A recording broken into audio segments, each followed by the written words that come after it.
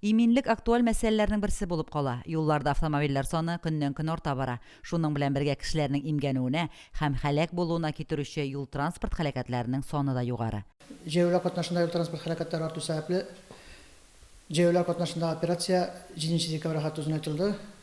Шушы операция вакытында без күбрәк җәяүләргә тиешле түгел җирдән чыккан урыннарда, тиешле түгел җирләрдән чыкканнарга һәм светофорның кызыл утына чыкканнарга протокол төзү һәм шулай ук водительләргә, шоферларга, җәяүләргә җул бирмәгән водительләргә беркетмәләр төзебез. Быел ел башыннан барлыгы шундый шоферларга 27 беркетмә төзелде, җәяүләргә җул бирмәгәнгә һәм җәяүләр катнашындагы беркетмәләр 28 беркетмә булды. Статистикага күз салсак, Россиядә ел саен 150 меңнән алып 200 меңгә кадәр юл транспорт һәлакәте теркәлә. Аварияларда 200 меңнән артык кеше тән җәрәхәтләре ала. Юл йөрү иминлеге һәр вакытта да актуаль сорауларның берсе булып кала, чөнки безнең Мөслим районыбызда инде балалар да бик күп бит инде юлларда.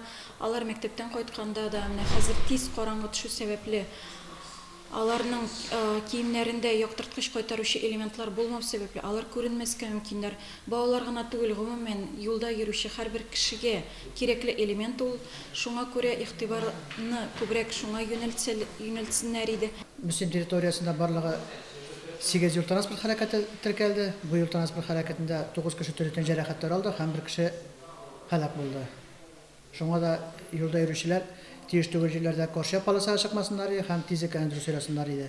Тизлекне арттыру, каршы як полосага чыгу, игътибарсызлык һәм спиртлы эчемлекләр кулланган килеш транспорт белән идарә итү юл фаҗигасе китереп чыгаручы төп сәбәпләр булып тора.